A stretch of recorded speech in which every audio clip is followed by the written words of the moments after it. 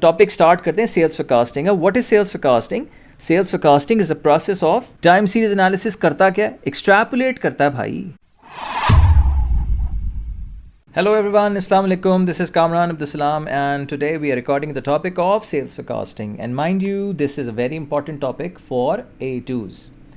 बच्चों, एक सिचुएशन मैं आपके साथ डिस्कस कर रहा हूँ। फॉर इंस्टेंस किसी एयरलाइन को ये अंदाज़ा हो रहा है कि आने वाला टाइम हज उम्रे का टाइम है और रश बहुत ज़्यादा पीक करेगा। दूसरी एग्जांपल, किसी रेस्टोरेंट को ये अंदाज़ा हो रहा है कि भाई मंडे, ट्यूसडे, वेंसडे, वीकडेज़ के अंदर तो रश कम होता है लेकिन कस्टमर्स का टर्न आउट बहुत ज़्यादा होता है वीकेंड्स के ऊपर। किसी मैन्युफैक्चरिंग इंडस्ट्री को ये पता चल जाता है कि हमारे पास बहुत ही ज़्यादा ऑर्डर्स आने वाले हैं, तो बिज़नेस क्या इस इंफॉर्मेशन से कोई हेल्प मिलेगी उसको? आप कहेंगे सर बिल्कुल मिलेगी। कैसी हेल्प मिलेगी? वो well judged and well informed decisions ले सकेगा, वो शॉर्ट टर्म और लॉन्ग टर्म प्लानिंग कर सकेगा जब उसको ये पता चल जाएगा कि फ्यूचर टाइम पीरियड में सेल्स का लेवल क्या होने जा रहा है। तो हम टॉपिक स्टार्ट करते हैं sales forecasting. What is sales forecasting? Sales forecasting is a process of estimating future sales. आप प्रीएम्प्ट करते हैं, आप प्रिडिक्ट करते हैं कि फ्यूचर सेल्स क्या होंगी, और accuracy of sales forecasting enable companies to carry out well informed and well judged decisions, right? और प्रिडिक्ट कर सकते हैं आप शॉर्ट टर्म और लॉन्ग टर्म परफॉर्मेंस, और जिसकी बेसिस पे आप अपनी प्लानिंग को भी ऑल्टर कर सकते हैं। अच्छा, सेल्स फोरकास्टिंग के और क्या फ़ायदे होते हैं? जब आप प्रिडिक्ट कर सकेंगे कि आपकी फ्यूचर सेल्स क्या है, तो आप अपने रेवेन्यूज़ को एस्टिमेट कर सकेंगे, फिर आप अपने प्रॉफिट्स को एस्टिमेट कर सकेंगे, फिर आपको ये भी पता चल जाएगा कि आपको रिसोर्स एलोकेशन कैसे करनी है। रॉ मटेरियल की resource, human resource, technical resource, financial resource, ये आपने सारी रिसोर्सेज किस तरह मैनेज करनी। क्या आपको ये रिसोर्सेज एक्वायर करने की ज़रूरत है? सेल्स पीक होने जा रही हैं या सेल्स बिल्कुल बॉटम लो पे जा रही हैं, तो फिर आपको यानी कि need to get rid of this resources.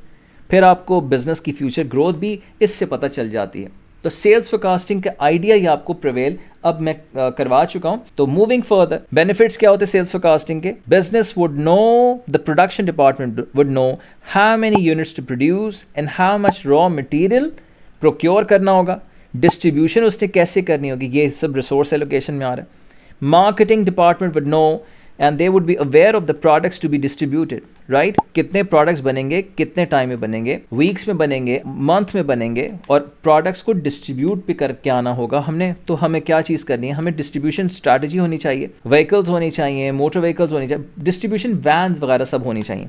और ह्यूमन रिसोर्स प्लान क्या होता है कि AS लेवल के ऊपर आपने डेफिनेशन पढ़ी थी कि work force planning, the business should be able to determine and estimate what will be the level of sales in the future period of time, right? और फिर इससे वर्कफोर्स प्लानिंग आप डिटर्मिन कर सकेंगे कि कितने स्टाफ मेंबर्स चाहिए और उन स्टाफ मेंबर्स के अंदर स्किल कौन कौन सा होना चाहिए। इसकी एग्जांपल मैंने बच्चों को कई दफ़ा दी है कि अगर कोई A लेवल कॉलेज है, वो ये एस्टिमेट कर रहा है कि हमारे पास तकरीबन 1000 स्टूडेंट्स का एडमिशन हमें एक्सपेक्टेड है। ठीक है, 1000 स्टूडेंट्स का एक्सपेक्टेड एडमिशन आपने अकाउंट फॉर कर लिया। फिर साइंसेस के बच्चे ज़्यादा होंगे या आपके कॉमर्स के पास? कॉमर्स के स्टूडेंट ज़्यादा होंगे। तो आपने सोचा समझा, आपने कहा कि साइंसेस के स्टूडेंट ज़्यादा होंगे, कॉमर्स के कम होंगे, तो फिर आपको नेचुरली क्या करना चाहिए? साइंसेस के टीचर्स ज़्यादा हायर करने चाहिए। मैंने सिर्फ और सिर्फ डेफिनेशन दी अब वर्क फोर्स प्लानिंग की। और फाइनेंस डिपार्टमेंट जो कि हर बिजनेस की बैकबोन होता है, उसके फंड्स उसने रिलीज़ करने होते हैं, और ये फाइनेंस डिपार्टमेंट को भी overdraft facility, short term loans, miscellaneous बहुत सारी प्लानिंग वो अकॉर्डिंगली कर सकता है जब उसको ये पता चल जाएगा कि फ्यूचर सेल्स क्या होने जा रही है। अच्छा बच्चों, जरा आगे चलो मेरे साथ। Time series analysis. Sales forecasting होगी कैसे? सेल्स फोरकास्टिंग कैसे हम करेंगे? ये हम करेंगे टाइम सीरीज एनालिसिस की मदद से। टाइम सीरीज एनालिसिस क्या होता है सर? टाइम सीरीज एनालिसिस क्या होता है? टाइम सीरीज एनालिसिस एक प्रोसेस है जिसके अंदर हम बच्चा ये करते हैं कि पास्ट डेटा को टाइम ऑर्डर में प्रेजेंट करते हैं और उसकी बेसिस पे फ्यूचर सेल्स को प्रिडिक्ट करते हैं। Simple as that. Time series analysis is the name of the process in which we present past data in time order and on the basis of it we predict future sales. अच्छा, कैसे होती है future sales? आप कैसे पता चल जाती हैं आपको? तो मैंने ये बता रहा हूं आपको, ये होती है प्रोसेस ऑफ एक्सट्रैपोलेशन की मदद से। And what is extrapolation? बहुत आसान सी बात है। जितनी भी सेल्स आपके पास गिवन थी आपको, आपने एक काम किया कि आपने उसी डायरेक्शन में अपने ये जो डॉटेड लाइन है, जो एक्सटेंशन है, ये क्या कहलाती है? ये कहलाती है एक्सट्रैपुलेशन।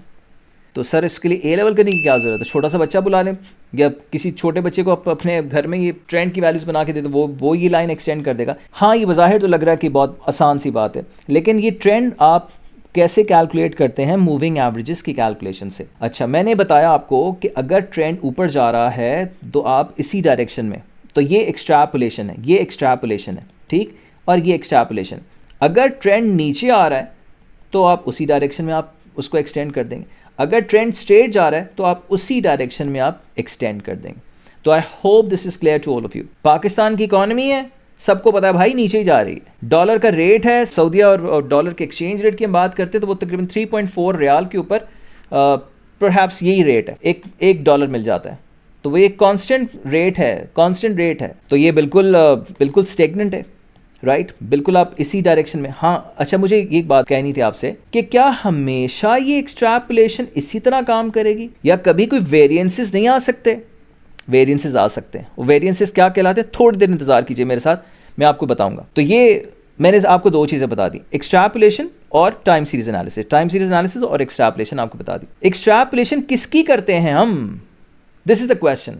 एक्सट्रैपुलेशन होती है बच्चों ट्रेंड की। ये ट्रेंड क्या है? ये ट्रेंड बन रहा है, राइट, ये ट्रेंड है। अच्छा, ट्रेंड क्या होता है?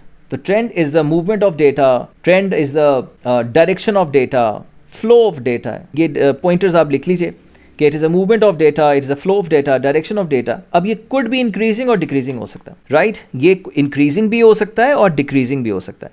और ट्रेंड ही की value is the most important value which we have to calculate with the help of moving averages, right? Moving averages की कैलकुलेशन मैं इस स्लाइड में नहीं बता रहा, मैं आपके साथ पूरी आपको कैलकुलेशन सिखाऊंगा। और मूविंग एवरेजेस के बाद आपने ये चीज़ नोट डाउन करनी है, ये 3 तरह के वेरिएंसेस।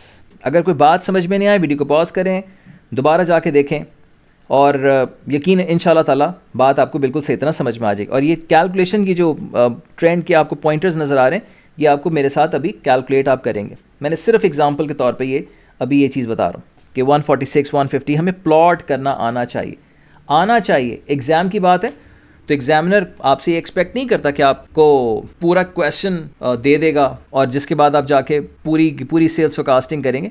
बहुत सारी वैल्यूज़ गिवन होती हैं, वहाँ पे आपसे सिर्फ और सिर्फ मिसिंग नंबर्स पूछता है। तो इस वक्त आपको सिर्फ और सिर्फ एक बात सोचने की ज़रूरत है, सेल्स फोरकास्टिंग है क्या? वो होती कैसे? टाइम सीरीज एनालिसिस के थ्रू। टाइम सीरीज एनालिसिस करता क्या है? एक्सट्रैपुलेट करता है भाई। किसको करता है? ट्रेंड को करता है। ट्रेंड क्या होता है? Trend the movement of data, direction of data. और ये ट्रेंड आता कहाँ से? ये ट्रेंड आता है मूविंग एवरेजेस की कैलकुलेशन से। और मूविंग एवरेजेस की कैलकुलेशन मेरे साथ थोड़ा सा सब्र करिए आप, ठीक, थोड़ा सा सब्र करेंगे तो बिल्कुल आपको समझ में आ जाएगी। अब ये बात ज़रा दोबारा हो चुकी है कि एक्सट्रैपुलेशन इस लाइन को कहते हैं, एक्सट्रैपुलेशन इस वाली लाइन को कहते हैं। और वेरिएंसेस, ये मैं बात आपसे कर रहा था। वेरिएंसेस कौन कौन से वेरिएंसेस हो सकते हैं? गर्मी चल रही है, गर्मी के प्रोडक्ट्स बिक रहे हैं, एकदम ट्रेंड चेंज हो गया, राइट। आइसक्रीम में फॉर इंस्टेंस मई, जून, अप्रैल में, खैर हमारे पास तो अप्रैल में भी, मार्च में भी बहुत गर्म मौसम होता है, राइट। सेल्स पीक करेंगी, फिर विंटर में तो आपकी सेल्स वो नहीं हो सकती जो कि समर में होंगी। तो एक होती है सीजनल फ्लक्चुएशन, ये सीजनल वेरिएंस। एक होती है सिक्लिकल वेरिएंस। सिक्लिकल किस वजह से होती है? इकोनॉमिक ट्रेंड की वजह से, राइट, इकोनॉमिक ट्रेंड्स की वजह से और बिजनेस साइकिल की वजह से। कभी बूम आया, कभी रिसेशन आया, कभी स्लम्प पे चलेगी इकॉनमी, कभी ग्रोथ का सेशन स्टार्ट हो रहा है, राइट। तो this is a relatively prolong period of time.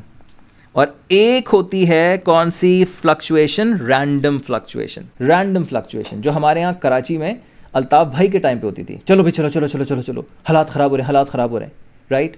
तो अब तो खैर कभी कुछ हमने सुना ही नहीं। तो खैर वो अल्ताफ भाई वाले हालात बहुत अच्छे थे, ठीक। सीजनल फ्लक्चुएशन, सिक्लिकल फ्लक्चुएशन और रैंडम फ्लक्चुएशन, ये बात आपको समझ में आ गई कि ट्रेंड अगर ऊपर जा रहा है तो हमेशा ऊपर नहीं जाता रहेगा, उसमें कोई वेरिएशन आ सकती है। अच्छा, सीजनल, सिक्लिकल और रैंडम में सबसे ज़्यादा फ्रीक्वेंसी ऑफ अकरेंस किसकी होगी? बच्चों मुझे बताओ। सबसे ज़्यादा साल में 4 दफ़ा वेदर चेंज होता है, right. Summer, winter, autumn, spring, ये सीज़न चेंज होता है, राइट, वेदर चेंज होता है। इकॉनमी साल में 4 दफ़ा नहीं चेंज हो सकती, रैंडम फ्लक्चुएशन नहीं आ सकती कि साल में कभी जल्जला आ गया खुदा न खास्ता, कभी कोई नेशनल क्लैमिटी आ गई, कभी कोविड आ गया, राइट। तो खैर मैं जब बता रहा था आपको बात मजाक की तरफ निकल गई। रैंडम फ्लक्चुएशन किसकी वजह से होती है? किसी भी अनएक्सपेक्टेड इवेंट की वजह से होती है। कोई नेशनल क्लैमिटी है, कोई डिज़ास्टर है, कोई नेशनल डिज़ास्टर है, कोई कोविड का सीन आ गया कुछ, राइट। तो फिर इसकी वजह से सेल्स बढ़ती या कम होती हैं, ये क्या कहलाएगी? ये रैंडम फ्लक्चुएशन कहलाएगी। I hope this is clear to all of you and this actually brings the end of the first part of the video. Thank you very much.